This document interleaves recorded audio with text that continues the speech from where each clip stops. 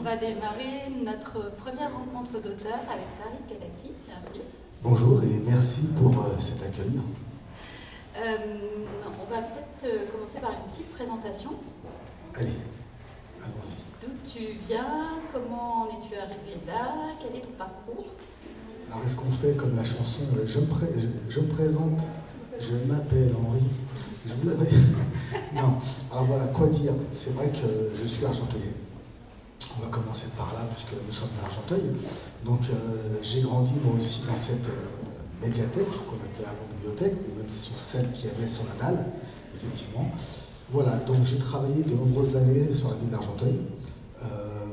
J'ai fait beaucoup de choses. J'ai travaillé longtemps dans le social, auprès des jeunes de quartier, pour essayer d'amener des nouvelles choses et de leur donner des envies et des idées un peu différentes de celles qu'on peut avoir tous les jours. Ensuite, j'ai fait de la radio, j'ai fait de la télé, donc j'ai été animateur télé pendant de nombreuses années. J'ai invité de nombreux artistes connus et moins connus, des gens comme Jamel Debbouze, comme Laurent Baffy, comme tant d'autres. Après, j'ai fait un peu de cinéma, j'ai eu la chance de faire un peu de cinéma, des petits rôles.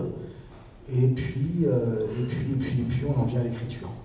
Donc l'écriture, donc un des premiers livres qui est sorti, en fin de compte, qui marquait mes 10 ans d'émission de télé, voilà, qu'on voit juste derrière, et qui s'appelle L'autre c'est WAM, donc en version verlan, L'autre c'est moi. Il est sorti également en Algérie, et en Algérie il s'appelle De la cité à la télé, le titre est beaucoup plus probant. D'ailleurs préfacé par Idir, je ne sais pas si vous avez connu le chanteur Idir, qui m'a fait l'honneur de cette préface, puisqu'il l'a fait à très peu de gens, voire à personne. Et puis on en arrive à ce livre qui s'intitule « Je suis, tu es, nous sommes la France » chez l'Ulysse Bleu Édition. Voilà en quelques mots.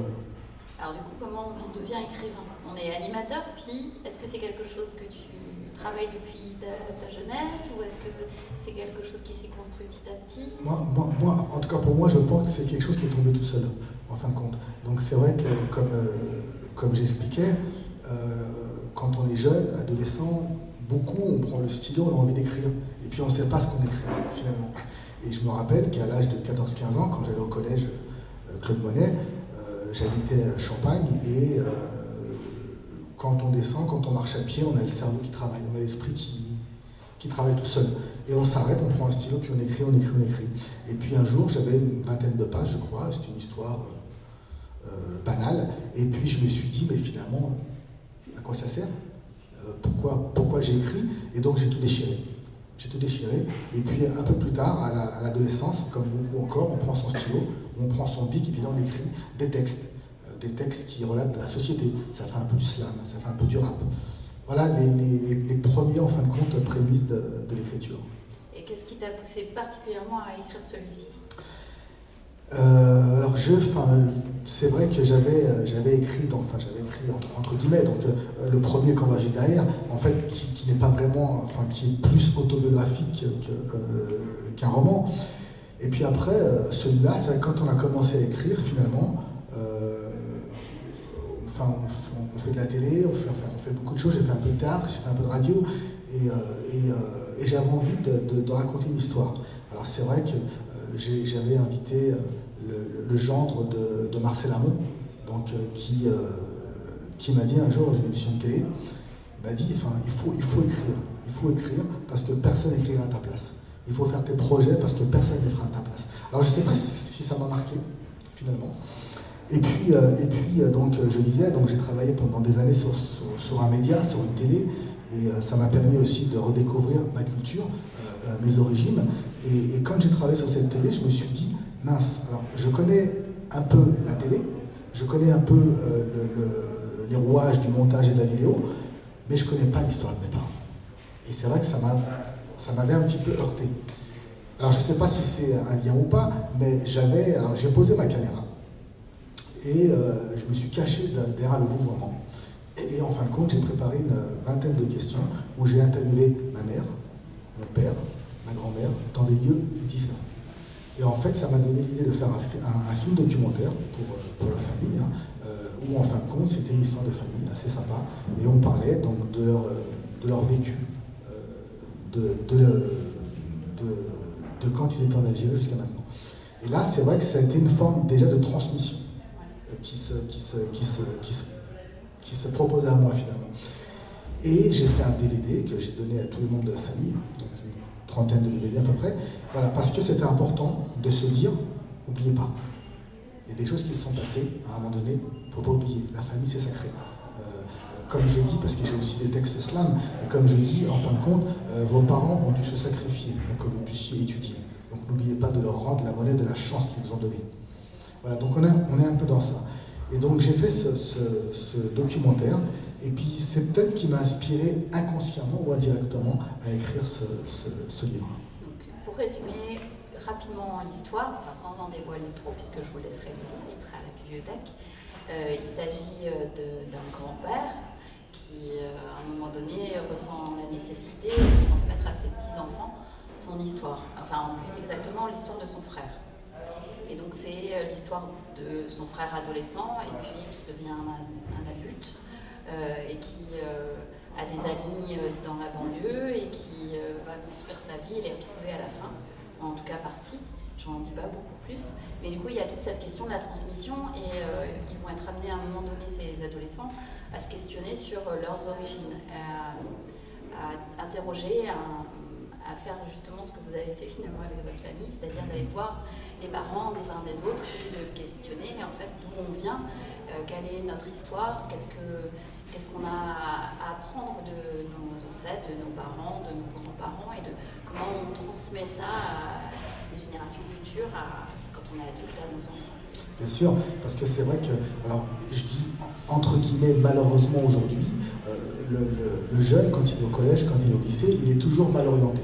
Alors moi je trouve ça malheureux, parce que entre ce que le jeune il a envie de faire et entre ce qu'il peut faire, il y a souvent un fossé. Souvent c'est large. Et bien faisons en sorte finalement que le jeune puisse s'y retrouver. Et c'est vrai que je dis souvent à un moment donné aux jeunes, il faut aussi vous aider de vos parents. Parce que seul on ne peut rien faire. On a des envies, des idées, mais demandez à vos parents de vous aider. Ou, comme je dis à certains parents aussi, eh bien, à un moment donné, donnez-vous aussi les moyens d'aider vos enfants à se construire et à avancer finalement dans le souhait qu'ils ont. Et pour ce vieux, pour cet ancien, pour ce Shibani, en fin de compte, savoir d'où on vient, c'est vrai que ça nous aide à devenir finalement. Parce que quand on sait, au-delà des origines, mais quand on connaît son histoire, quand on connaît l'histoire de sa famille, effectivement, alors dans le livre, hein, on peut voir, puisqu'il y a différentes origines, hein, il y a effectivement l'Algérie, il y a le Sénégal, il y a aussi la France. Donc quand on connaît finalement l'histoire de ses parents, quand on sait par où nos parents ont passé, pour en fin de compte que nous, on puisse exister, eh ben c'est important. Parce qu'on l'a au fond de nous, et finalement, on prend peut-être plus conscience de la vraie vie. Et puis, du coup, il y a aussi toute une partie sur la description en fait, de la vie qu'avaient les parents et la vie qu'ont ces adolescents dans le récit en fait, du Shibani. Et il y a un petit clin d'œil avec les petits-enfants qui, eux, ont aussi leur vie et qui sont aussi issus d'un multiculturalisme. C'est vrai. Alors c'est vrai que les histoires s'entremêlent, et c'est vrai que c'est assez. Je le dis, mais bon, c'est un peu magique, c'est vrai. C'est vrai qu'à un moment donné, ce Shibani, cet ancien qui n'a pas pu transmettre, donc se dit, je vais passer par mes petits-enfants finalement pour qu'eux puissent transmettre à ses enfants, donc à leurs parents effectivement.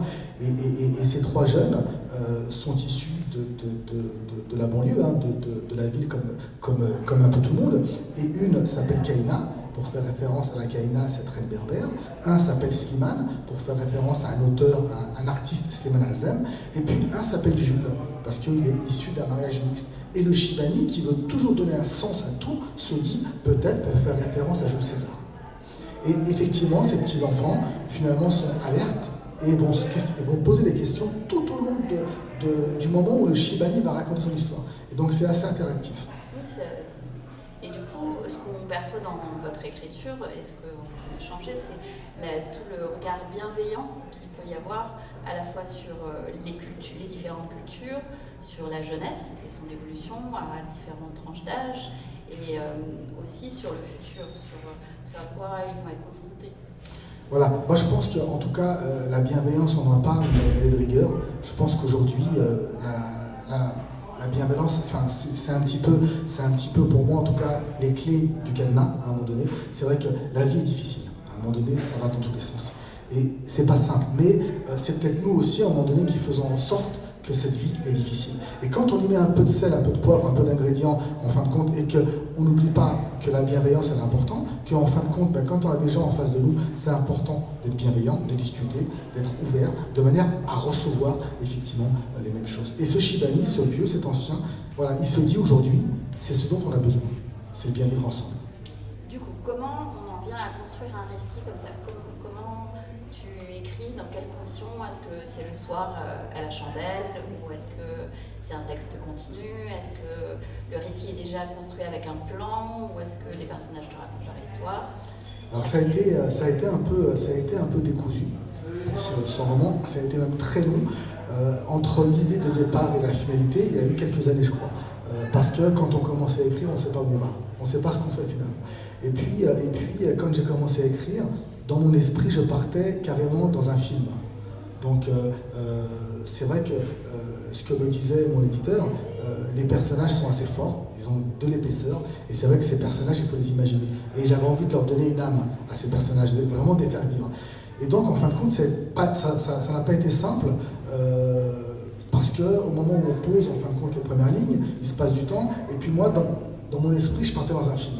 Et bon, alors quand on écrit un livre, on le fait corriger bien sûr plusieurs fois par des gens compétents, etc. Et là on m'a dit, mais tu sais, attention, parce que là on écrit un livre et pas un film. Et dans un livre, et finalement, il faut que le lecteur puisse comprendre et avancer au fur et à mesure. Alors à un moment donné, moi c'est vrai que dans l'histoire, je partais carrément sur une scène forte, à un moment donné, un peu comme au cinéma, et qui renvoyait après, en fin de compte, à d'autres choses un peu plus cool, qu'on puisse comprendre le cheminement. Et là, on m'a dit non, un roman, c'est autre. Donc, ça a pris beaucoup de temps. Après, on écrit aussi, enfin, au feeling, en fonction de son état. Même si, c'est vrai que certains le font, on est arrivé aussi de le faire, de se dire, voilà, là, je case, en fin de compte, un moment pour travailler, et ben oui et non. Parce que des fois, ça passe et des fois, ça passe pas. Donc en fin de compte, c'est pas évident parce que des fois ça vient tout seul. Comme dans ton projet, hein, comme quand on fait un projet, comme quand on fait, je sais pas, comment dire, quand on fait à manger, on a des envies, des idées, en fin de compte, et ben elles sont là tout de suite. Donc moi ce que je fais, je prends mon téléphone, je note tout ce qui me vient, tout ce qui me passe, tout ce que j'ai envie, et après je remets et je fais une petite salade et ça donne ça. D'accord. Et du coup, il y a une suite de prévue. Alors, il y a effectivement une suite. C'est vrai que comme j'avais commencé à sortir ce premier livre, c'était chez mon premier éditeur qui sont les éditions du bout de la rue. Et en fait, ce second livre, j'avais prévu de le faire aussi avec ce premier éditeur. Et donc, elle a commencé à travailler avec moi sur le livre. Et là, elle m'a dit, mais tu sais, en fin de compte, réfléchis bien parce que les gens qui vont lire le livre, les lecteurs, vont te demander, en fin de compte, que deviennent tes personnages. Donc tu devrais commencer à te poser la question sur la suite. Voilà, donc effectivement, il y a une suite et il y a quelques lignes qui sont déjà couchées sur les pages. Du coup, sur ton travail d'écriture, est-ce que ce premier roman a changé ta façon d'écrire? Ou est-ce qu'on est vraiment dans quelque chose qui se suit? Non, bien sûr qu'il a changé la façon d'écrire. Parce que quand on écrit... Alors, bon, quand je parle du premier, c'est vrai que c'est autobiographique, hein, donc c'est plus la retranscription finalement d'une auto-interview. Puisque dans le premier, il y a un livre, il y a un DVD. Donc on est parti du DVD pour en arriver au livre. Là, c'est différent. Alors oui, c'est beaucoup plus simple aujourd'hui que ça n'a été, parce qu'avec l'expérience et avec, en fin de compte, tout ce qui se passe, c'est beaucoup plus simple. Donc c'est beaucoup plus fluide, effectivement. Et tes personnages, tu repars de celui-là et tu prends directement la suite, ou est-ce qu'on peut redémarrer le deuxième indépendamment? Alors, on peut redémarrer le deuxième indépendamment, mais il y a tout de même des flashs. Ouais. Il y a tout de même des flashs. Après c'est aussi une manière de se dire, eh bien, alors, c'est vrai que, par exemple, la première page du prochain, en fin de compte, alors je ne sais plus comment je le dis, mais j'explique en fin de compte que si vous n'avez pas pu découvrir les personnages du premier ouvrage, finalement, vous pouvez tout de même, dans cet ouvrage-là, les découvrir, mais si vous voulez en savoir plus, eh bien, il faut prendre le premier, effectivement, pour les découvrir en profondeur. Donc on peut, mais il y a des flashs. D'accord. Et alors du coup, flash, ça me fait rebondir. Le texte, il est écrit beaucoup avec des temps différents. C'est-à-dire qu'il y a le temps du grand-père qui raconte à ses petits-enfants. Il y a le temps du récit de la période adolescente avec les 3 adolescents. Et il y a la période où ils sont devenus adultes et où ils reviennent aussi un peu sur leur adolescence. Et ça se croise. Oui, ça se croise. Et ça, c'est pareil. Est-ce que ça a été écrit tout de suite comme ça ou est-ce que c'est quelque chose qui s'est remis en place dans un deuxième temps? Non, ça a été écrit comme ça, mais ça a été très, très, très difficile. Parce qu'à un moment donné, il ne faut pas se perdre. Et c'est vrai que si on ne fait pas attention, on se perd dans le temps. Et on ne sait plus à quelle période on est, on ne sait plus dans quel temps on est, donc ça n'a pas été simple. Mais quand j'ai commencé à écrire, on m'a dit, donc dans les personnes qui corrigeaient à chaque fois, on m'a dit, mais tu devrais quand même enlever des personnages pour plus de simplicité. Et j'ai fait, ouais, mais c'est dommage, parce qu'à un moment donné, ces personnages, ils ont de la vie, et si on les enlève, moi j'avais un peu les boules quand même, donc je voulais les garder ces personnages. Et c'est pour ça que c'était très difficile, parce qu'il fallait vraiment que le lecteur ne se perde pas. Ça a été la chose à faire. Donc tous les personnages sont restés. Ils sont tous restés. Ils sont tous restés. Et il a même fallu que je donne un peu plus d'épaisseur à certains personnages que je n'avais pas forcément pensé, parce que bon, qui sont pas eux dans la bienveillance. Parce que, alors dedans, c'est vrai que quand on écrit un livre, à un moment donné, il faut penser à tout le monde. Quand on parle du jeune et quand on se dit que savoir d'où on vient, ça nous aide à devenir, là on s'adresse aux jeunes à un moment donné. Et pour s'adresser aux jeunes, il y a un langage particulier aussi. Donc il y a un peu, comme je dirais, il y a un peu de wesh-wesh à un moment donné. Donc voilà, il y a un peu d'humour, il y a un peu de jeu, et puis voilà, il y a aussi un dialogue un peu plus soutenu. Et puis il y a, enfin ce qui est chouette, je trouve, c'est qu'il y a à la fois un récit d'une histoire familiale, mais il y a aussi un petit peu une mini-enquête un peu policière, un peu... Ouais, alors ça, c'est vrai qu'on me l'a souvent dit d'ailleurs, c'est peut-être les médiathèques qui n'arrêtent pas de me pousser là-dessus, mais c'était effectivement, il n'y a pas longtemps, un besoin, on m'a dit la même chose, effectivement, il y a une histoire, il y a une enquête. Il y a une enquête, et on m'a demandé si j'avais pris du plaisir, effectivement, à écrire cette enquête. Oui, alors c'est vrai que voilà, il y a beaucoup de suspense dans cette enquête, c'est vrai que et dans le prochain, on trouvera aussi, parce que c'est vrai que, alors, on ne va pas tout dévoiler, mais par la force des choses, un des jeunes qui marchait sur le fil entre le bien et le mal, finalement, le bien l'emportera et il deviendra un des personnages importants. En fin de compte, il deviendra un flic, hein, tout simplement, voilà, un policier. Et c'est vrai qu'en apportant cette bienveillance, je pense qu'elle est importante. Je pense qu'elle est importante et c'est ce qu'il faut aujourd'hui. Alors c'est vrai que quand tu parles de bienveillance, le récit bascule jamais, que ça soit d'un côté ou de l'autre, c'est-à-dire du côté des jeunes ou du côté des jeunes devenus adultes, qui font entre la vision sur la banlieue et les difficultés rencontrées par ces adolescents et les adultes qui deviennent, pour un des personnages policiers, il y a toujours un regard positif sur quel que soit le devenir en fait de ces jeunes. Moi je pense que c'est ce Shibani. Alors pour information, Shibani, c'est vrai que j'appelle pas Shibani dans le terme exact. En fin de compte, les Shibani étaient les gens qui arrivaient d'Algérie dans les années... voilà. Pour moi, c'était pas ce Shibani-là. Ce Shibani, c'est une personne âgée qui arrive en France et dans la banlieue qu'on appelait El Shibani, qui fait quoi aujourd'hui? C'est plus dans ce sens-là. Donc il n'a aucune connotation politique. Et effectivement, en fin de compte, ce Shibani, quand il arrive, dans tout ce qu'il fait, il apporte de la bienveillance. Puisque lui, on le voit à travers l'écriture, hein, il veut donner un sens à tout ce qui se passe. Et pour lui, la bienveillance, c'est primordial. C'est primordial. Parce que malheureusement, on a un cerveau qui est reptilien. Quand on dit un truc méchant, la personne en face va répondre automatiquement méchamment. Et c'est ça où il faut effectivement contrer cette chose-là. Et pouvoir, comme on dit, prendre le temps de respirer, de réfléchir à ce qu'on m'a dit et de ressortir une chose autre. C'est effectivement, c'est la force de ce Shibani, de ce personnage, qui va transpirer sur tous les personnages. Et du coup, ça y est, ça m'échappe. Alors, le temps que ça revienne, il y a aussi un truc qui est assez sympa. Quand je dis tout à l'heure, je disais qu'on s'adresse un petit peu à toutes les personnes. Malheureusement, quand on prône la bienveillance, ou quand on fait des choses qu'on ne doit pas faire, on en paye le prix. Voilà. Donc un des personnages en paiera le prix à un moment donné. Et ça va retomber sur tout le monde. Donc dedans, il y a cette enquête, et puis il y a un peu un dialogue. Alors je disais tout à l'heure à la wesh wesh, en disant wesh, je sais pas moi. Alors, il y a un peu ce dialogue-là. Après, dans un livre, chacun le lit à sa manière. Chacun l'imagine à sa manière. Mais il y a beaucoup de détails. Et puis il y a aussi le langage où Cogno, tu racontes quoi? Cogno, qu'est-ce que tu fais maintenant? Cogno. Voilà. Donc il y a un peu aussi cet esprit mafia dans le livre. Donc c'est là où c'est une richesse. On voit le film. on voit le film. Alors c'est vrai qu'on lit, mais on se projette. Et c'est pour ça que j'ai vraiment envie de le sortir au cinéma. C'est vraiment en tout cas mon objectif. Et on m'a dit, mais tu sais, ce qui serait bien, c'est de poursuivre. Alors, c'est bien parce que ça va dans mon sens, parce que quand on a 2, 3 volets du livre, c'est plus facile d'aller au cinéma que quand on a qu'un ouvrage. Voilà, donc pour moi, c'est mon objectif. Après, je ne sais pas si j'y arriverai, mais je me donnerai les moyens. Du coup, je reviens à ma question qui m'est revenue. Tu m'as dit tout à l'heure que ce que tu écrivais aussi pour transmettre des idées, pour transmettre des valeurs, pour transmettre une vision du monde et pour que chacun en tire quelque chose pour une leçon personnelle ou une leçon sur son histoire. Je pense. C'est vrai que les chanteurs, en fin de compte, chantent une chanson, véhiculent quelque chose. Quand on regarde un film, on véhicule quelque chose, ou c'est un biopic, ou c'est une histoire vraie, voilà, il y a quelque chose qu'on veut véhiculer. Moi, en tout cas, dans ce livre, c'est vrai qu'on véhicule la bienveillance, donc elle est importante, le bien vivre ensemble.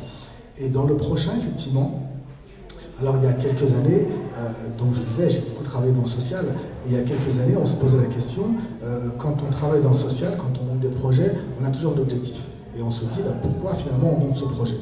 Et il y a quelques temps, on se disait, en fin de compte, le jeune était moins acteur et plus consommateur.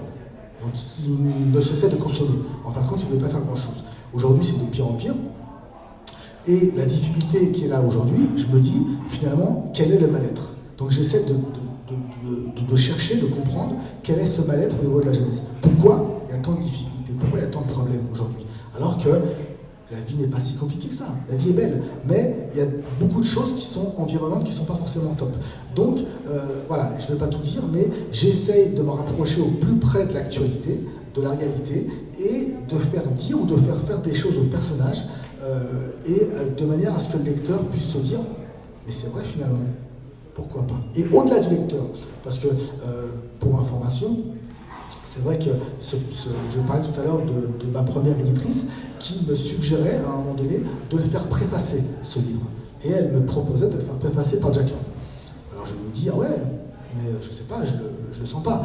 Et comme le premier avait été préfacé par Edir, donc il avait une préface très forte, donc elle m'a dit, moi franchement c'est un bon conseil, parce que Jack Lang c'est quand même un homme de culture qui a fait beaucoup de choses. Je lui ai dit, écoute, pourquoi pas ? Donc je me suis posé la question. Et puis, j'avais cherché à contacter Jack Lang. Donc, j'avais une piste pour le contacter, j'avais un rendez-vous, mais malheureusement, le Covid étant, donc plein de choses se sont arrêtées, et j'avais contacté Azouz Begag, donc ancien ministre et homme de livres aussi, écrivain, et je lui ai dit, écoute Azouz, voilà, j'ai écrit un livre, dis-moi ce que tu en penses. Donc, il a commencé à lire les premières lignes, il me dit, le livre, il est génial, il faut absolument que tu le sortes. J'ai fait, écoute, c'est prévu. J'étais encore à la recherche d'un éditeur. Et je lui dis, est-ce que ça te dirait de me faire une préface ? Et là, il me dit, parce que dans mon esprit, en fait, j'avais l'idée plus de faire une seule préface par un auteur ou un artiste, mais plusieurs lignes de différents personnages qui ont un lien, finalement, avec la banlieue, avec le social et avec tout ça. Et puis, donc, en partant de cette idée-là, Azouz m'a dit, tu sais, moi, je ne suis pas préface. Moi, j'aime que le lecteur rentre directement dans le livre plutôt qu'il soit pris par une préface. Et je me suis dit, ouais, je pense que tu as raison. Donc, je me suis enlevé l'idée de faire la préface. Mais j'avais toujours l'envie d'offrir le livre à Jack Lang. Donc, je l'ai rencontré quand la ville a mis en place la convention avec l'Institut du monde arabe. Donc, j'y suis allé. Je l'ai rencontré, je lui ai remis mon livre. Donc, il m'a remercié. Et là où c'est fort, c'est qu'une semaine après, il m'a envoyé une lettre de félicitations. Pour me dire, voilà, l'histoire est magnifique, il faut continuer, il faut avancer. Donc c'est là où je te disais, voilà, je pense qu'il faut dépasser, à un moment donné, le lecteur et aller encore plus loin. Pour information, j'ai informé Brigitte Macron pour dire, voilà, je suis sur un projet de transmission, je fais un tour de France, à un moment donné, la bienveillance elle est importante, comment l'État, alors je ne l'ai pas dit comme ça, mais comment l'État peut m'aider dans ce tour de France, quelles possibilités je peux avoir. Et là, donc, ils m'ont dit, le cabinet a répondu en me disant, écoutez, on n'aide pas trop les auteurs à ce niveau-là, mais vous pouvez toujours prendre un acte avec un tel ou un tel. Voilà. D'ailleurs, pareil pour Roselyne Bachelot, j'ai fait le même truc. Du coup, là, vous avez en fait votre tour de France via les bibliothèques. Entre autres, donc c'est vrai qu'il est sorti en avril 2021. Contexte pas facile. Ouais, contexte très très, très difficile, on sortait du Covid. Voilà, donc j'ai fait ma première dédicace à la librairie Presse Papier à côté. Et comme je dis aujourd'hui, la boucle n'est pas tournée, mais en tout cas, elle n'est pas bouclée. Mais on arrive là, à un moment donné, à un stade où, pour moi, je dois remonter. Voilà, ça fait 1 an. Depuis 1 an, pour l'instant, j'ai de bons échos au niveau du public, au niveau des retours, au niveau des lecteurs. Je disais, j'étais à Saint-Étienne, donc les policiers m'ont invité, ils ont lu le livre, ils ont vraiment voulu que je les rencontre. Voilà, donc j'ai rencontré les policiers de Saint-Étienne, donc c'est le centre de loisirs de la jeunesse. D'ailleurs, on traite aussi dans le livre, on en parle, et on a fait des rencontres très très sympathiques avec les jeunes, des quartiers là-bas, des quartiers chauds, et les policiers. Voilà, donc c'est vrai que ce Tour de France, j'ai fait toutes les villes, quelques villes en tout cas de banlieue, je suis à une vingtaine de dates je crois, et je continue. Je me suis donné peut-être encore 1 an, 1 an et demi pour faire avancer ce bouquin et laisser après la place à la suite. Au deuxième. Ou enfin au troisième en tout cas, au deuxième volet. Voilà. De l'histoire. Vous êtes du coup la preuve vivante qu'avec beaucoup de volonté et de pugnacité, on arrive à mener ces projets. Ben, je crois. Alors avant, j'y croyais pas. C'est vrai que pourtant j'ai fait beaucoup de choses, mais c'est difficile. Mais quand on veut, on peut. Aller au bout de ses rêves à un moment donné, parce qu'on dit que c'est vrai que rêver c'est un rêve, ben non. Allez au bout de vos envies. Donnez-vous les moyens d'aller au bout de vos envies, parce que je pense qu'il y a des solutions. Et comme je dis, même si entre ce qu'on veut et ce qu'on peut, il y a un fossé et une différence, faisons en sorte que ce fossé soit le moins large possible. Parce que quand on veut, on peut. Merci. Est-ce qu'il y a du coup des questions d'un public? Est-ce que ça a soulevé des questions?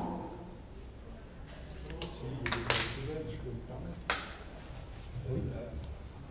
Vous parlez de bienveillance, je partage complètement et je suis pour la bienveillance. Mais est-ce que vous estimez que la société actuelle qui vit sous tension identitaire énorme est bienveillante?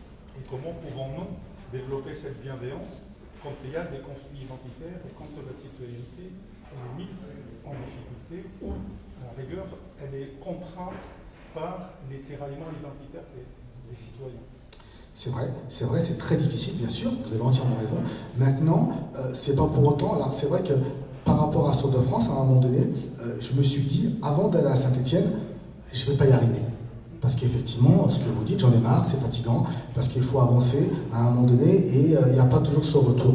Et bien quand je suis allé à Saint-Étienne, j'ai vu cette bienveillance de la part de certains policiers, effectivement, parce qu'ils ne sont pas tous pourris. C'est comme dans la banlieue, il y a des gens bien et des gens moins bien. Hein. D'ailleurs, j'ai aussi des textes slam, rap, qui parlent de ça, effectivement, à un moment donné. Et je pense qu'on peut, malgré cette difficulté, alors c'est vrai que là, j'en suis à peu près à 21 dates, et je me dis, des moments comme ça, ils sont riches. Parce qu'on en parle, vous en parlez, et vous en reparlez, et vous en reparlez, et vous en reparlez, c'est comme ça que ça avance à un moment donné. Après c'est vrai qu'on en parle dans le bouquin, on a aussi la chance d'avoir dans les villes, notamment à Argenteuil, entre autres, des mairies de quartier, des centres sociaux, à un moment donné où les familles se rencontrent, où des projets se créent, ça aussi, c'est des moments importants. On en parle dedans. Et ça permet aussi, à un moment donné, essayer de décloisonner. Mais c'est pas simple. Alors, où on ferme les yeux, effectivement, et puis chacun se démerde. C'est pas simple. Hein. Je comprends tout à fait, moi, qui vous parle. Moi, j'ai quand même une vie professionnelle de 38 ans de travail social dans le domaine de l'immigration et politique publique dédiée à l'immigration et à l'hébergement et l'accompagnement des demandeurs d'asile. Donc, les conflits d'identité, les doubles appartenances, tout ça, je connais.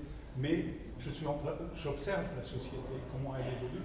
Et aujourd'hui, moi, j'ai besoin aussi qu'on sorte un petit peu, excusez-moi le terme, du politiquement correct, qu'on essaie un peu de mettre les gens en face de leurs responsabilités et de leur dire, assumez votre citoyenneté, assumez votre statut de citoyen et devenez un citoyen actif pour que les choses changent. Parce qu'aujourd'hui, on a tendance à attendre que les choses changent d'elles-mêmes pour qu'on puisse prendre le convoi du changement, or que nous sommes des acteurs du changement, mais la majorité essaye simplement de se mettre un petit peu la tête sous l'eau en disant bon ben, le changement il vient, s'il ne vient pas, ben, c'est que je ne suis pas considéré.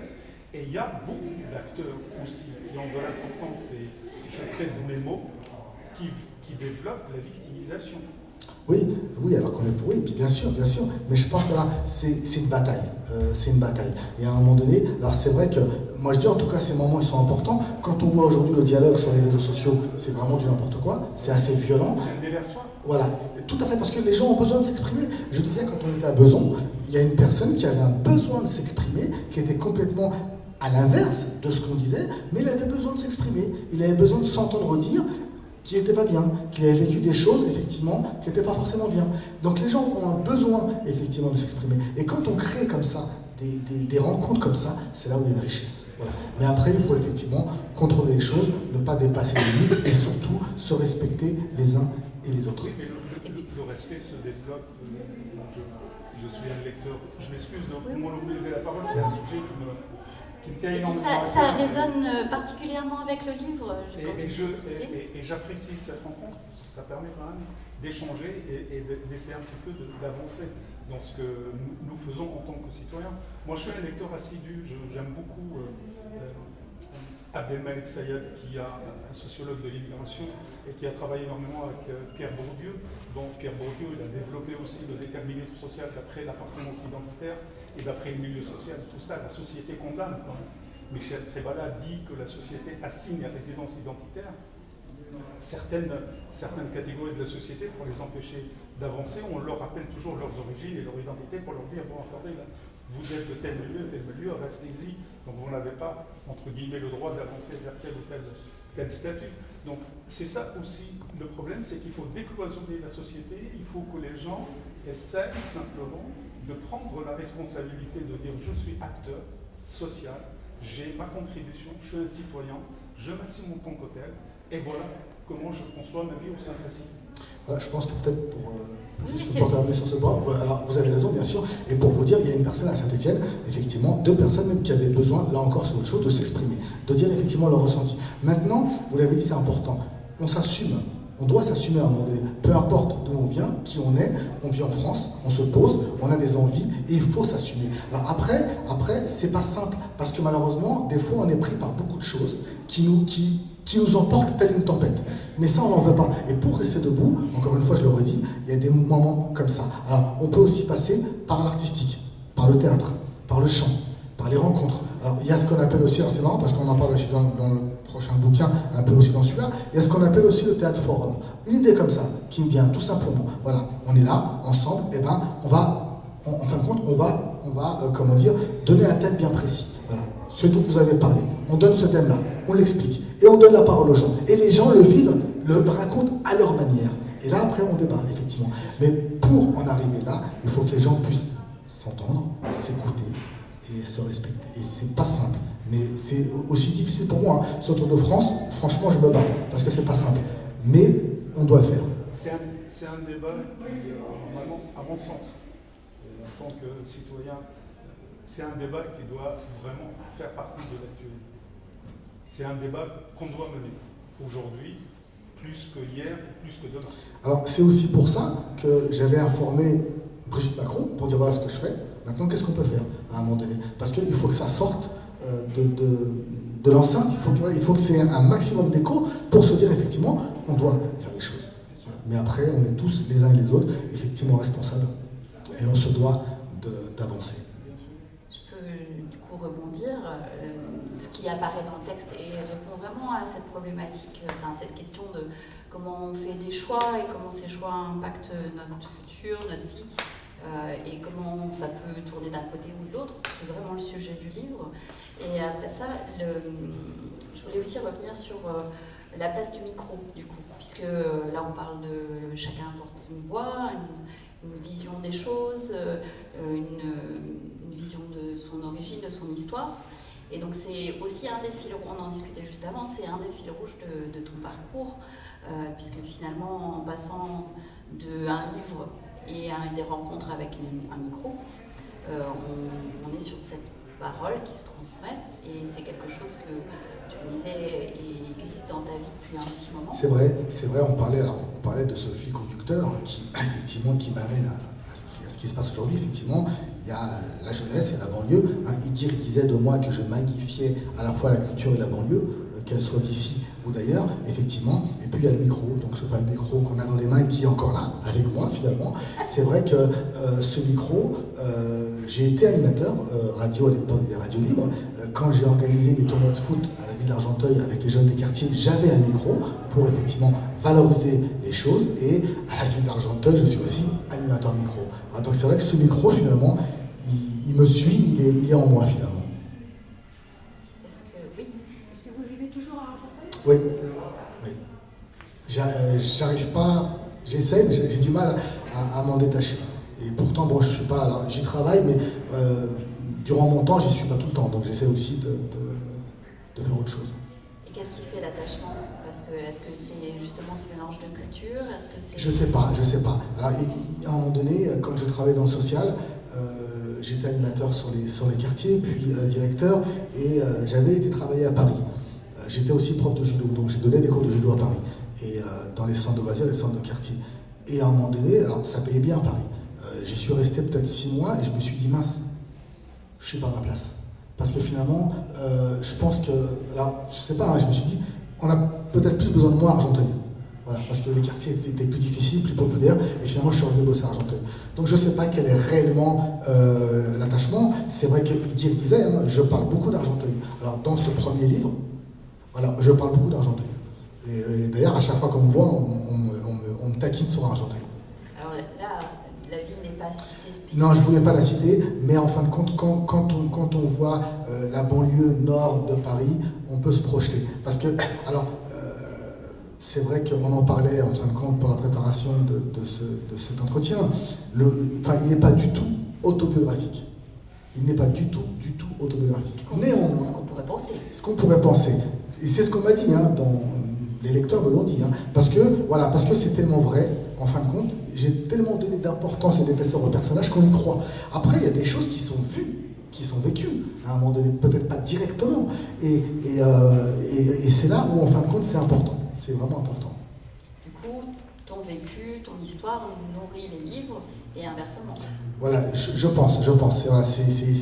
C'est ce que j'ai vu ou ce que j'ai imaginé aussi, parce qu'à un moment donné, il faut aussi donner un peu de chaleur et d'humour à l'histoire. À un moment donné, c'est vrai que tout à l'heure je parlais, voilà, j'essaie aussi de mettre de l'humour et d'amener un petit peu un discours où les jeunes pourraient s'y retrouver. Alors on parle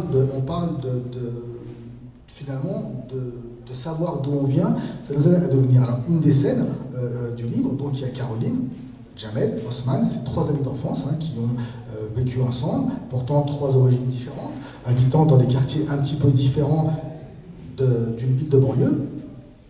Et en fin de compte, ils avancent tant bien que mal. Et c'est vrai que Caroline est là pour faire en sorte de garder un équilibre. Parce que malheureusement, les garçons, souvent, ils marchent entre le bien et le mal, et ça serait bien de les récupérer à un moment donné. Donc c'est pas simple. C'est pas simple, et ils ont toujours des idées pour avancer, malgré que les 2 garçons font un petit peu les 400 coups.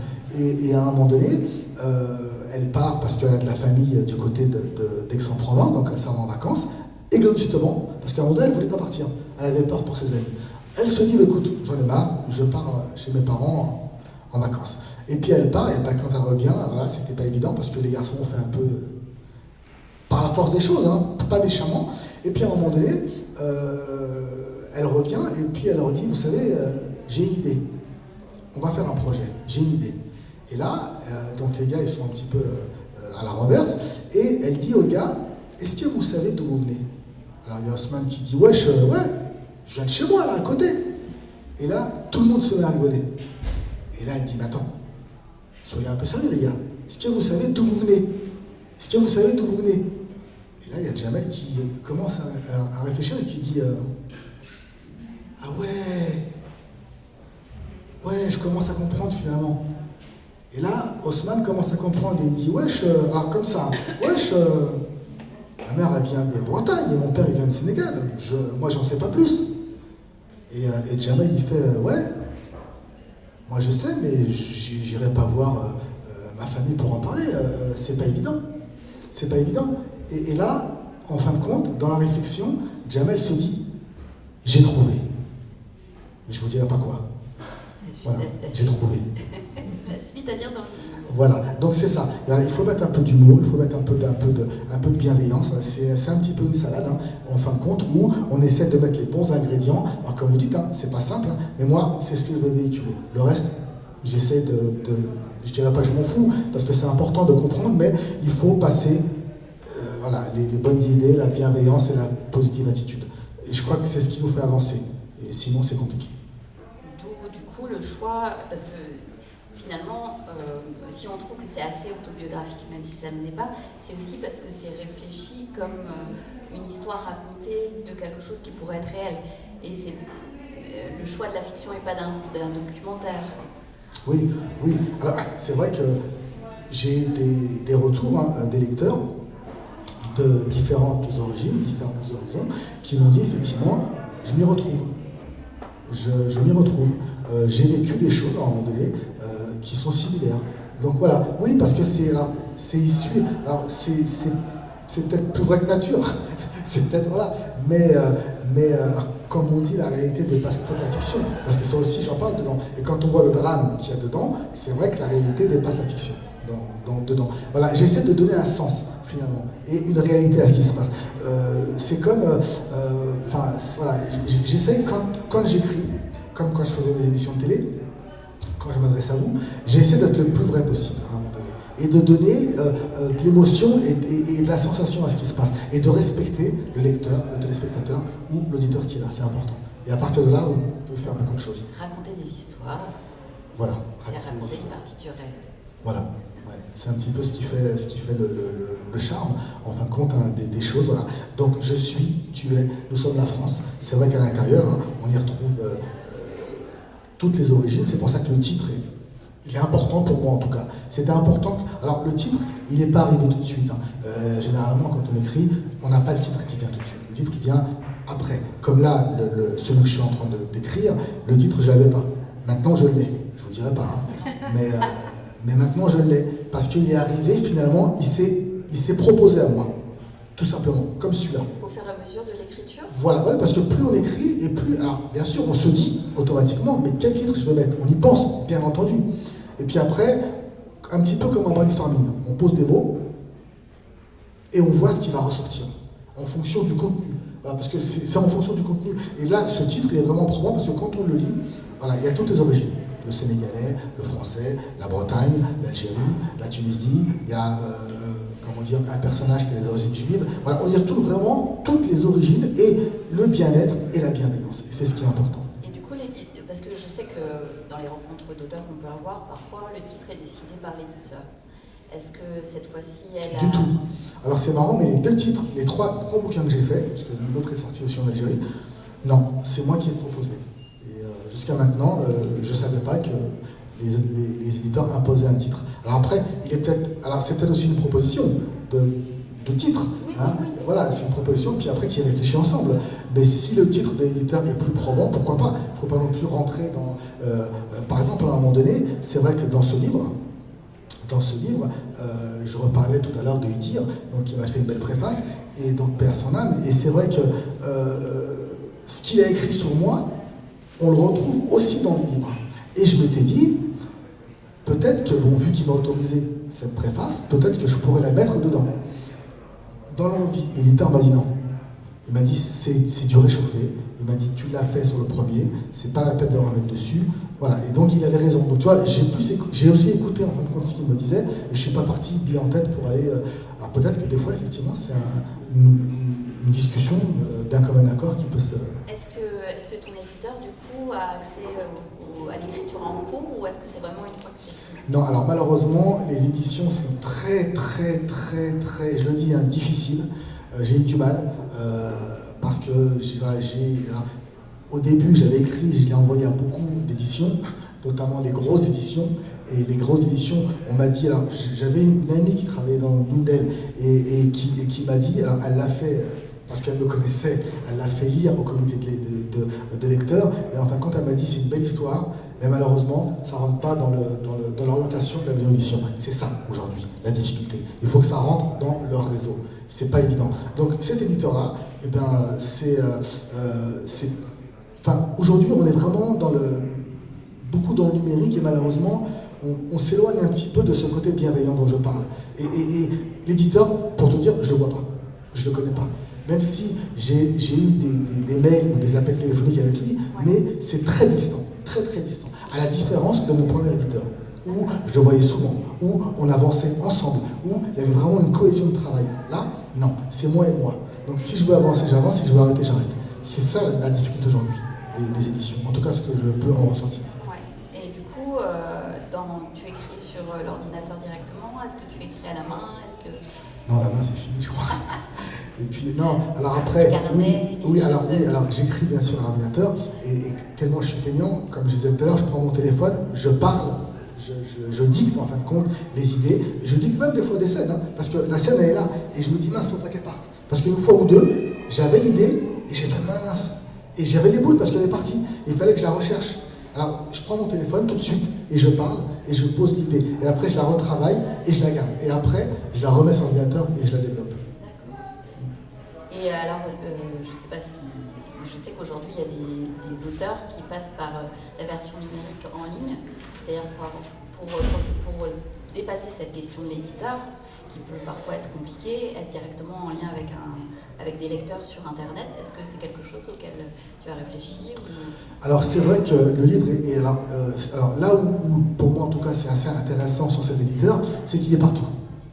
Donc voilà, on le retrouve en numérique, en version aussi numérique, en e-book. Ça veut dire qu'on peut le retrouver en version numérique. Voilà, donc en e-book, il est moins cher. On l'a aussi, ils m'ont demandé de faire une version pour les malvoyants. Une version avec écrit en plus gros caractères, donc le livre plus épais.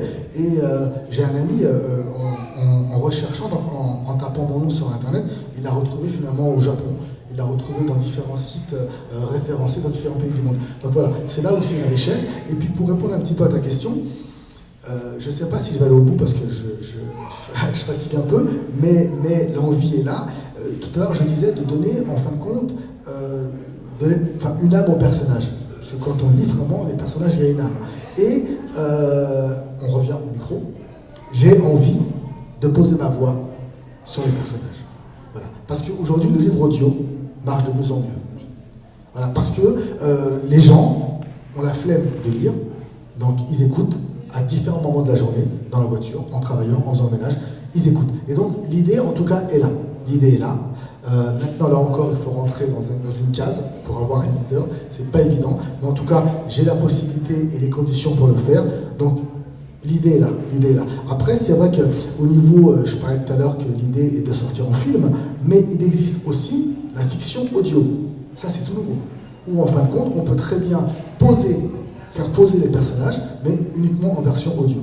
Voilà. Ça fonctionne plutôt bien. Voilà, donc les idées sont là, je ne sais pas où je vais aller, mais en tout cas pour l'instant, l'idée, je pense, c'est le film. Après, je ne sais pas où j'irai, hein, mais j'ai des contacts, je connais des gens dans le milieu, j'irai dans ce sens-là. Après, je ne dis pas que j'y arriverai, hein, mais en tout cas, j'essaierai. On suivra tes aventures et tu viendras nous voir. J'essaierai. D'ailleurs, pour information, j'ai un ami argenteuillet qui s'appelle Jean-Claude Flamand, Jean-Claude Barny plus précisément maintenant, qui a sorti plusieurs films pour le cinéma, et je l'avais amené au cinéma argenteuillet pour qu'il présente son film. Voilà, donc voilà, il est déjà aussi dedans, il y a plein de gens qui sont dans le but du cinéma, et l'idée est vraiment d'avancer et d'aller dans ce sens-là. Merci beaucoup. Je t'en prie. Est-ce que vous avez quelques questions complémentaires? L'expression wesh wesh, je l'ai entendu, mais ça veut dire quoi exactement? Moi je crois que c'est une expression. C'est une expression. Ça veut dire oui, ça veut dire... Pardon? Est-ce que ça veut dire oui? Non, wesh wesh, pour moi en tout cas c'est une expression. Par exemple, je vais vous dire avec beaucoup d'humour, hein. Wesh madame, vous l'achetez ou pas? Wesh.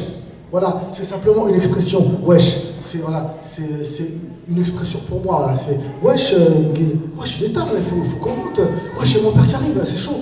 Voilà, c'est l'expression qu'on emploie. Et c'est pour moi en tout cas, après je ne sais pas exactement, mais moi c'est comme ça que je le vis et que je le ressens, et c'est comme ça que je le pose dans le bouquin. À un moment donné, quand le jeune il fait « wesh, c'est chaud là », à un moment donné, il y a une scène, alors c'est vrai que je ne vais pas tout dévoiler, mais bon, voilà, quand ces protagonistes vont aller à la rencontre de leur histoire, je ne vous dis pas comment ils iront à la rencontre, mais à un moment donné, voilà, il y a deux jeunes qui n'ont pas l'habitude de quitter leur banlieue, leur ville, ils se retrouvent finalement dans le sud de la France. Et ils se retrouvent chez la famille de l'un d'entre eux. Et puis là, il y en a un qui fait wesh Osman, t'as vu la piscine derrière? Oh, il y a une piscine, wesh, c'est trop chaud. Voilà, c'est un peu le langage. Et donc, il y a beaucoup d'humour à un moment donné. Il y a beaucoup d'humour. Et alors, je vais la sortir parce qu'elle est là. Il y a une des tantes de la famille assez forte et qui fait, quand elle entend les jeunes chuchoter, elle se dit, moi, je t'ai vu la piscine, j'irais bien baigner, moi. Et elle fait avec sa forte voix, vous avez envie de vous baigner, bande de nigauds. Donc, elle dit nigo.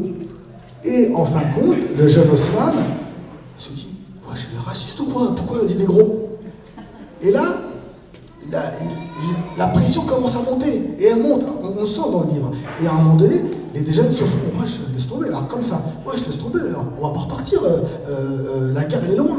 Et là, la pression elle monte. Et à un moment donné, elle dit, ah c'est vrai, ils sont racistes les gens, comment je vais faire? Ah, laisse tomber, je reste pas là. Et à un moment donné, il y a un des frères, de la famille, qui approche justement et qui dit, elle a dit espèce de nigo, vous avez peut-être compris autre chose. Et là, tout le monde commence à éclater de rire. Voilà, donc c'est ça l'ambiance. Il y a une ambiance comme ça qui règne du début à la fin du livre. Et il y a un peu de wesh-wesh, comme il y a un peu de... Je vous ai dit tout à l'heure, hein, voilà, il y a le mafia, le mafieux, il y a le pistolet, il y a l'arme, voilà, il y a les billets de banque, voilà. Parce que malheureusement, c'est ce qui fait partie aujourd'hui de la vie. Mais c'est des choses qu'il faut éviter. Voilà. Vous avez une question, non? Non, j'ai une petite précision avec là-dessus. J'entends le titre de votre livre, je suis l'émotion de la France. Je voulais dire, si j'ai bien compris, que chacun de nous, façon de la France à l'image qu'il veut, qu'il souhaite, à condition que lui, il s'approprie cette image de la France et sortir de ce moule qu'on essaye de nous imposer aujourd'hui, qui est un moule général dans lequel il faut que tout le monde s'inscrive. Moi, la France, c'est ma France, c'est celle que j'imagine, c'est celle que je me suis façonnée, c'est celle dans laquelle je me reconnais, pas celle qu'on essaye de m'imposer. Parce que je suis de double culture, j'essaye d'être sur mes deux jambes, en équilibre sur mes deux jambes, et c'est ce que tout le monde doit avoir comme idée dans la tête, c'est-à-dire la France lui appartient, il la façonne à son image, il se l'approprie et il essaye de vivre avec en fonction de ses origines, de sa culture et en fonction aussi de son mode de vie. Je crois que c'est un peu ça, et de son envie. Moi, il y a un jour, lors d'une rencontre d'ICAS à Paris, il y a une dame qui m'a dit, en fin de compte, alors dans quelle case le livre est rempli? Et j'ai fait, moi, j'ai pas de case. Moi, j'en ai pas d'une case. Je fais ce que j'ai envie comme j'ai envie, avec la liberté que j'ai envie, à un moment donné. Donc voilà, je fais ce que j'ai envie de faire. Parce que c'est ça la liberté, avec beaucoup de respect bien sûr pour l'environnement et les gens qui sont là. Moi je rentre pas dans une case à un moment donné. Parce que, et c'est pas parce qu'on est d'ici ou de là-bas qu'on doit rentrer dans une case. Non, respecte simplement le pays où tu es, parce que c'est important à un moment donné quand tu vas à l'étranger. Moi je me souviens, quand j'étais jeune, je partais en Algérie. Et à un moment donné, on était en bord de plage, et puis j'avais 10-11 ans, j'étais en short, et je dirais pas que je m'en foutais, mais à un moment donné, je comprenais pas. Je ne comprenais pas pourquoi il fallait mettre un t-shirt alors qu'on avait 10 ans et qu'on était au bord de la mer. À un moment donné, il y a des choses comme ça. Eh ben non, respecte bonhomme à un moment donné. Respecte à un moment donné, c'est important. Quand on part en vacances, quand on part dans un pays étranger ou autre, respecte le pays, respecte les gens qui travaillent, parce que c'est pas simple. Alors, pour parler de l'Algérie, quand on voit par exemple qu'il y a beaucoup de gens aujourd'hui, et pourtant ils ne sont pas si blindés que ça, mais qui partent en Algérie avec des grosses voitures, avec l'euro, parce que l'euro est fort, et qu'ils arrivent là-bas, ils jouent les rois, je leur dis, bonhomme, en France, ce n'est pas grand-chose. Pourquoi tu vas jouer les rois là-bas? Respecte les gens qui sont là-bas à un moment donné. Respecte. Moi, par exemple, pour information, je me souviens que quand j'étais jeune à la maison, au village, on faisait cuire de la viande. Et ça sentait. Et ben, je ne pouvais pas la manger. Parce qu'il y avait des petits qui tapaient à la porte et qui avaient envie de manger de la viande. Moi, je n'arrivais pas à la manger. Parce que pourquoi nous, on peut manger de la viande? Parce qu'on vient de France, parce qu'on a de l'argent, et parce que quand on fait le change, eh bien, on devient encore plus riche. Eh ben non. Non, respecte et partage. Voilà, donc quand les gens ont compris ça, effectivement, mais c'est pas simple, hein, c'est très difficile, hein, mais en tout cas, c'est ce que moi je vais véhiculer. Après, ce que les gens en pensent, voilà, chacun pense qu'il a envie, mais moi j'avance dans mon concept. Est-ce que vous avez présenté ou est-ce que vous allez présenter votre livre et votre discours dans les collèges, dans les lycées? Vous êtes invité? Alors, j'ai pas encore fait la démarche, parce que c'est vrai que je fais beaucoup de choses, à un moment donné, il faut que je prenne le temps. D'ailleurs, j'ai envie, effectivement, de le faire. Je suis en piste avec Morsang Sororge, effectivement, donc une personne que je connais, qui travaille à la mairie, qui va me mettre en lien. Alors, bien sûr que l'idée est là. Après, comme j'ai expliqué lors des rencontres dédicaces, le discours est différent quand on s'adresse à vous, ce soir, ou quand on s'adresse à un public jeune. C'est pas le même discours, à un moment donné. Et quand on a un public, ça m'est arrivé, qui est mixte, le discours est aussi autre. Parce qu'on n'est pas là pour brusquer, pour frustrer à un moment donné, mais pour avancer. Pour dire aux jeunes qu'on peut, quand on veut. Par exemple, à Saint-Étienne, il y a un jeune qui a fait rire tout le monde, et elle dit, moi, j'aimerais bien être espion. Tout le monde a rigolé. Mais quand on réfléchit finalement au fond, espion, c'est pas si compliqué que ça. En fin de compte, c'est vrai que, alors on disait, on l'a vu là par rapport à la guerre qui est entre l'Ukraine et la Russie, il y a un espion aujourd'hui qui ressort, qui est passé sur tous les médias et qui avait une fierté de dire, moi je suis espion et pourtant j'ai été à l'Assemblée, et pourtant j'ai fait l'ENA à un moment donné. On lui a expliqué aux jeunes, voilà, il est là aujourd'hui. Donc quand on veut, on peut. Après on lui a dit, c'est trop tard, hein, tu t'es cramé. Parce que maintenant que tu me l'as dit, on va te reconnaître. Enfin bref, donc quand on veut, on peut. Oui, il y a un discours à passer dans les collèges, bien sûr. Après, j'ai mon frangin qui est prof dans les collèges. Je pense qu'il y a des choses à faire. Mais après, il faut qu'il y ait une volonté, mais je vais aller dans ce sens-là, bien sûr. Quand vous dites quand on veut, on peut, quand même quelque chose qui m'a surpris moi, parce que ça fait une quarantaine d'années que j'habite à Argenteuil. Je viens de Reims. Et j'ai plutôt envie de dire que je suis lyonnaise qu'argenteuillaise, même si j'ai plus vécu à Argenteuil qu'à Lyon. À une certaine époque de ma vie, donc, je me suis inscrite en faculté et c'était très difficile d'entrer, de choisir la faculté que je voulais parce que j'habitais à Argenteuil. Et c'est, je crois, toujours la même difficulté aujourd'hui, 40 ans après. Alors ça, qu'est-ce que vous en dites? Qu'est-ce qu'on peut faire? On n'a rien changé du tout.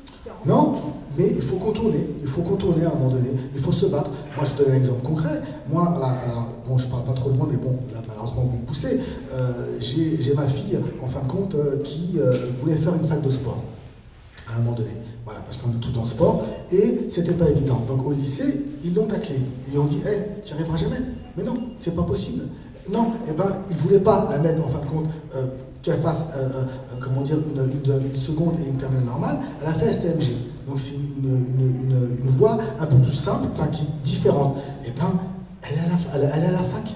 Et en fin de compte, elle a fait 2 ans STAPS pour être prof de sport. Après, bon, quand elle faisait de l'athlétisme et elle s'est blessée au genou, c'était un peu compliqué, donc elle s'est réorientée. Elle a fait un tour. Mais elle peut. Effectivement, alors moi je l'ai vécu ça, effectivement, ce côté-là où on n'y arrive pas. Pour vous dire concrètement, quand j'étais plus jeune, j'avais joué dans le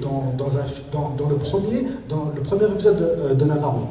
Donc à un moment donné, ils ont tourné à côté. Donc je voulais aller dans cette voie-là, mais je me suis dit c'est pas pour moi.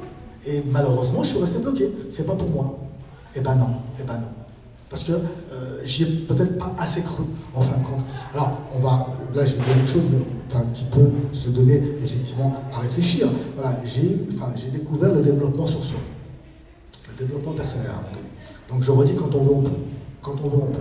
À un moment donné, moi j'ai réussi, effectivement, peut-être par la force des choses, à enlever tout le mal qui était en moi et à garder tout le bien. Voilà, quand on veut, on peut. Voilà. Ça s'appelle le développement personnel. Voilà. Il y a beaucoup de choses aujourd'hui. Ce sont des outils, malheureusement, qu'on ne donne pas. Ce sont des outils qu'on ne connaît pas. Parce que c'est pas pour nous. Eh ben non.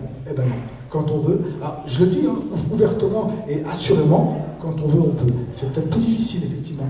Un exemple concret, c'était Jamel Bourras, qui était dans le judo et qui a été champion olympique de judo.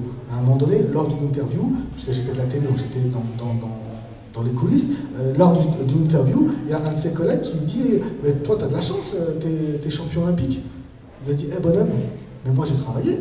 À un moment donné, quand après les cours, toi tu partais au café, moi j'étais où? Sur le tatami. Quand on veut, on peut. Zidane, c'est pareil, on va pas revenir, mais voilà. Malheureusement, ils n'ont pas le nom qu'il faut, ils n'ont pas le quartier qu'il faut. Et bien, quand on veut, on peut. Simplement croire en soi, première des choses. Deuxièmement, s'assumer et pas se dire. C'est ce qui s'est passé à Saint-Étienne. Les gens avaient les boules parce qu'on leur disait tu viens d'où toi? Alors, c'est pas, wesh, tu viens d'où? Non, c'est simplement pour faire connaissance.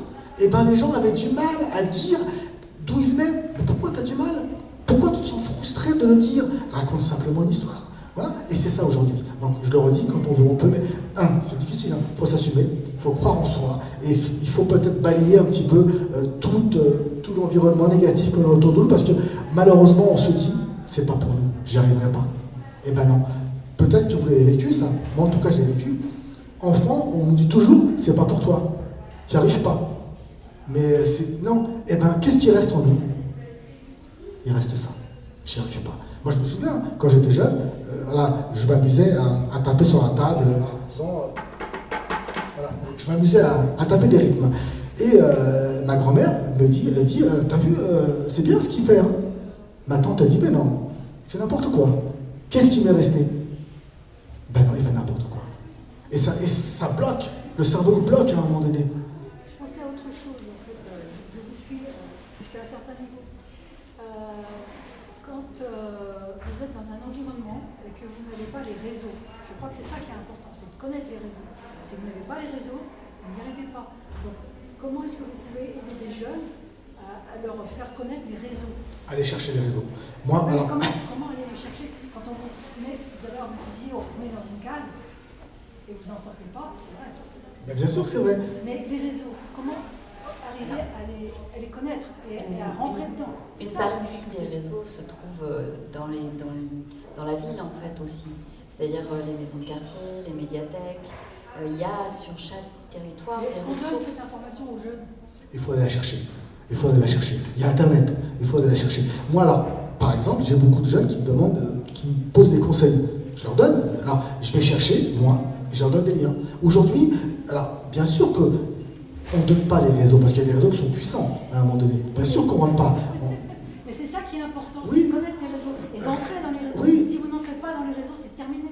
Même avec toute votre bonne volonté, c'est foutu. Oui, mais alors, je le redis. Alors, donc il faut rentrer dans les réseaux. Alors, voilà, on parle d'Argenteuil. Moi, j'ai travaillé longtemps à Argenteuil. J'ai eu des jeunes qui étaient, quand je m'occupais du conseil municipal des jeunes. Je vais vous parler de deux jeunes. L'un a monté la Dictée pour tous. Vous n'avez peut-être entendu parler de la Dictée pour tous, qui a fait le tour du monde. D'accord? Il est arrivé comment? Moi, je me souviens, je l'avais. Hein, et il était là, dans une salle, et il me disait, je lui apprenais à comment monter un projet, comment monter un tournoi de foot, comment organiser. C'est petit à petit, ce sont des réseaux. Un autre, en fin de compte, est devenu journaliste. On le voit sur France Info. Il est d'Argenteuil. À un moment donné, quand il était au conseil municipal des jeunes, avec qui on travaillait, il apportait son côté de la vidéo. Et on travaillait ensemble. Aujourd'hui, il est journaliste. Donc, quand on veut, on peut. Mais il faut sortir les mains de ses poches, parce que c'est pas simple. Il faut pousser des portes, parce que c'est pas simple. Et puis, il faut oser, parce que c'est pas simple. Mais après, il y a les réseaux de la ville, il y a les réseaux en dehors de la ville, il y a Internet, on peut chercher. Et puis aujourd'hui, encore plus qu'avant, on peut se faire découvrir par les réseaux. Donc, mais c'est pas simple, hein, mais quand on veut, on peut. Voilà, en tout cas, moi, c'est ma façon d'être, ma façon de parler. Il faut simplement avancer et pousser un petit peu les murs, parce que sinon, c'est pas simple. Et puis, comme on dit, hein, quand la porte est fermée, ben, on rentre par la fenêtre. Ça, c'est une question d'éducation. De mon temps, alors j'ai joué la vieille dame, on entrait, ça se faisait par ça. Tu es à ta place, tu restes là. On ne rentrait pas par la fenêtre, on avait fermé la porte. Non. Mais aujourd'hui, il y a une façon de faire. Oui, c'est une autre génération. Tout à fait. Mais aujourd'hui, il y a une façon. Et il y a l'humour à un moment donné. En mettant une pointe d'humour, on fait ce qu'on veut. Sincèrement, on fait ce qu'on veut. Et on va où on veut. Voilà. Mais par contre, il faut avoir le courage et l'audace de faire. Et si on n'a pas le courage et l'audace, effectivement, on reste bloqué. Donc, on reste dans une case. Et bien, moi, ces cases, j'en veux pas.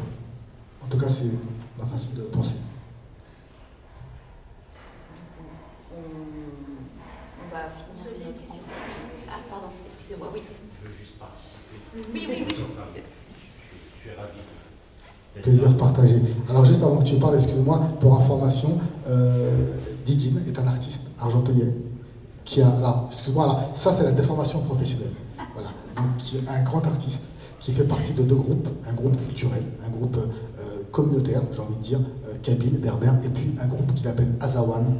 Je vous invite à découvrir, c'est de la musique classique, traditionnelle, et quand on écoute, on voyage, on plonge sincèrement et on s'évade. Voilà. Merci Farid, je suis ravi. Donc je voulais juste partager aussi mes idées, ma façon de voir les choses à travers mon parcours pour votre question. Parce que la très intéressant. En fait, quand on est une initiative, quand on est entrepreneur dans un domaine, souvent la question qui revient tout le temps, c'est il faut connaître tel, il faut avoir du réseau, etc. Moi j'étais étudiant, donc j'ai passé 2 ou 3 années à chercher ce réseau, à chercher à rencontrer du monde, etc. pour pouvoir faire ma musique ou la notion de réussite à plusieurs sens. La notion de réussite, en quelque sorte, pour réussir, pour avoir le réseau, etc.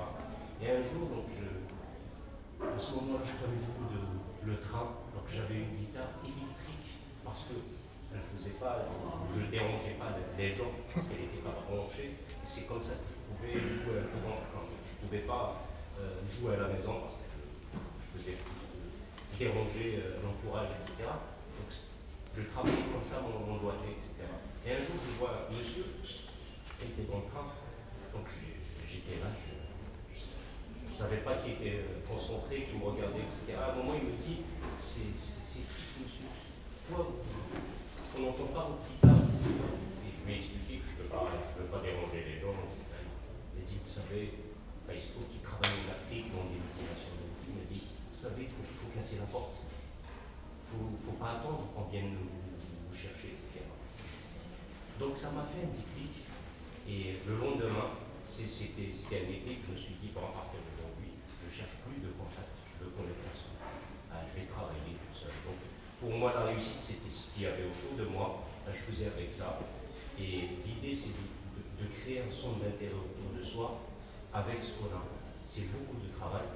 Et au final, la réussite, c'est pas ce livre qu'on peut toucher physiquement, mais c'est aussi tout cet effort derrière d'arriver un jour à ce que les gens viennent parce qu'il y a un intérêt.